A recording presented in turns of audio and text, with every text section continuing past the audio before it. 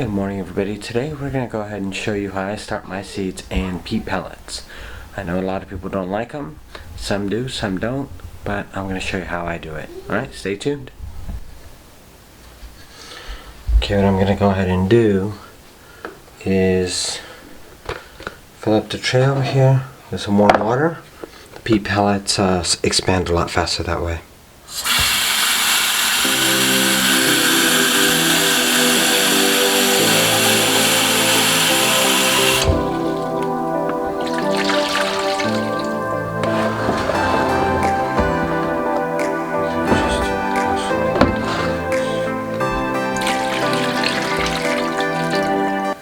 We're going to go ahead and start off with that, so let me go ahead and put these peat pellets in.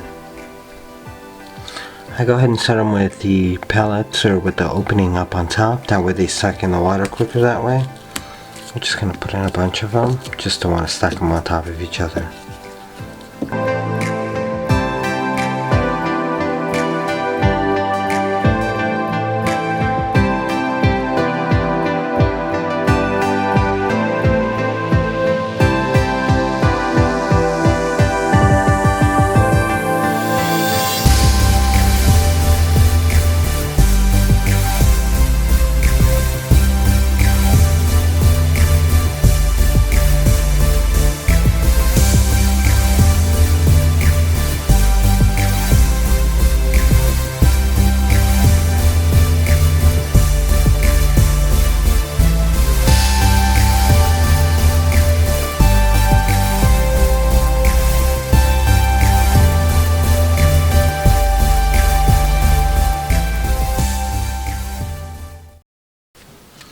I normally start these for my zone on January 1st. This is a few days before that, but I figured I got the free time, why not do it?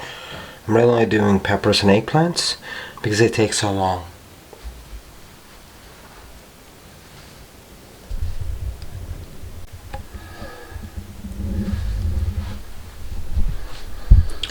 Alright guys, so this is the basic gist.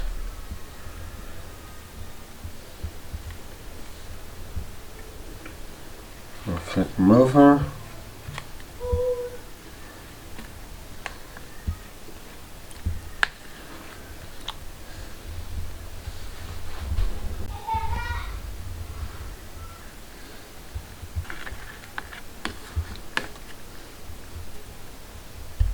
Okay, so the basic gist, I'm just going to pour out the extra water.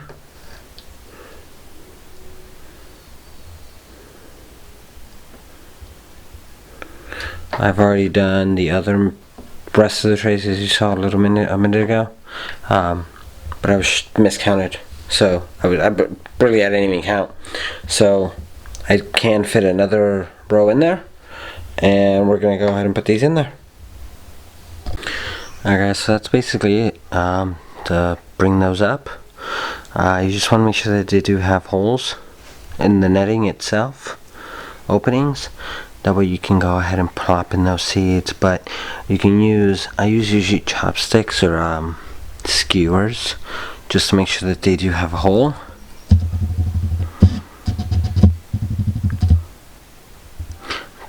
I just want to make sure that they have an opening for me to drop in the seed. Most of them do, sometimes they don't. I have peppers and eggplants that I normally do this way. I do my tomatoes this way. It just makes it a whole lot easier with kids. Yes, you can just get the cell trays, fill them in with starting soil of some sort, some kind of starting mix, some starting blend, and go ahead and do that. But for me, it just makes it easier. It makes it a whole lot easier to transplant as well. And I got the bigger pods. I believe these are the 45 millimeters or the 47 millimeters. Just that way the roots have a little more room and I don't have to transplant them up. Peppers and eggplants do take a little longer, at least the hotter peppers that I like to grow. I don't eat them, but I like to grow them. So I will go ahead and get these going. It's gonna be, I might do a little time lapse in here. I might put in a little clip, but it's basically just the same idea.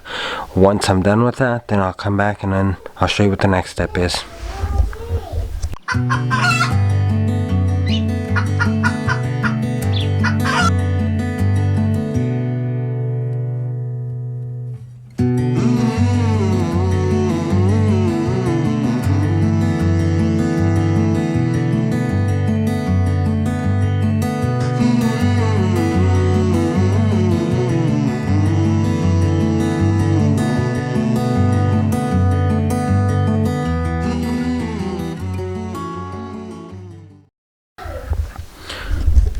So now,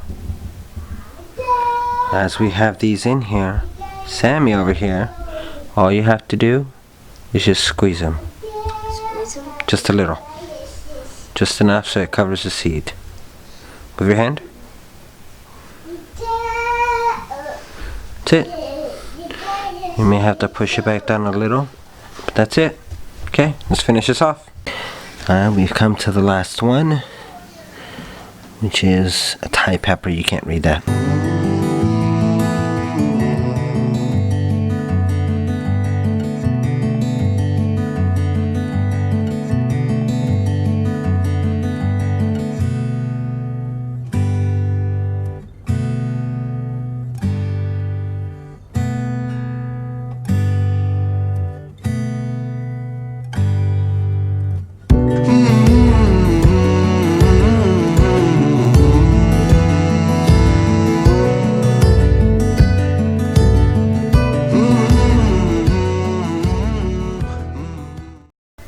Okay, so I went ahead and kept a spreadsheet on the all the way on the left. I don't know how well you can read it. This is just the numbers. The next one to the right is going to be the name of the variety of the pepper, and then to the column all the way on the right, on the end, is actually who provided the seeds.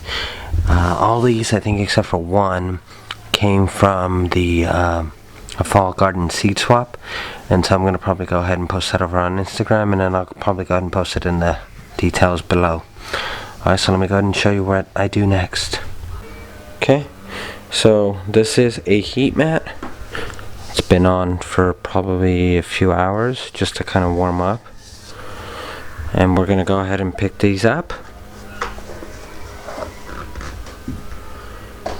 Put them right on here, right on top.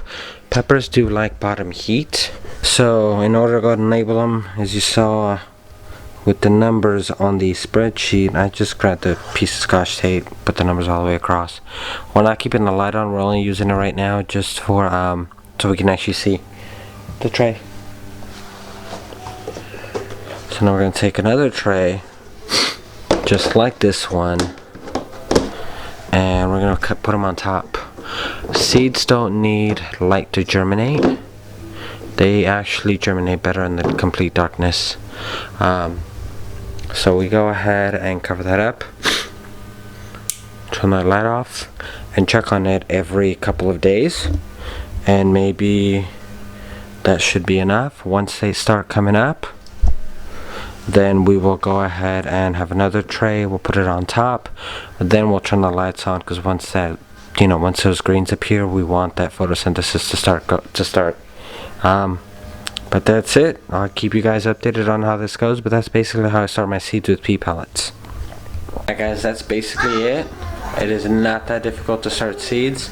I know it seems a little scary at some point, and trust me, I have bought a lot of flats, I've bought a lot of plants myself. This way I can participate in the seed swaps. You have a lot bigger selection to choose from as far as seeds. How you choose to start them is completely up to you. And then depending on the season, because all my winters and spring veggies, early spring veggies, most of them I just direct sow, but that's partially because I am spoiled to be in 10B, where all that stuff can really just be sown outside. I know a lot of zones can and can't do that, depending on where you are. That's it. I will keep doing update videos to show you how these go. I think I'm just going to put this one out on its own, and then at one point I might just either combine them all as a series, as a playlist, but for now I will catch you guys on the next one. Peace out.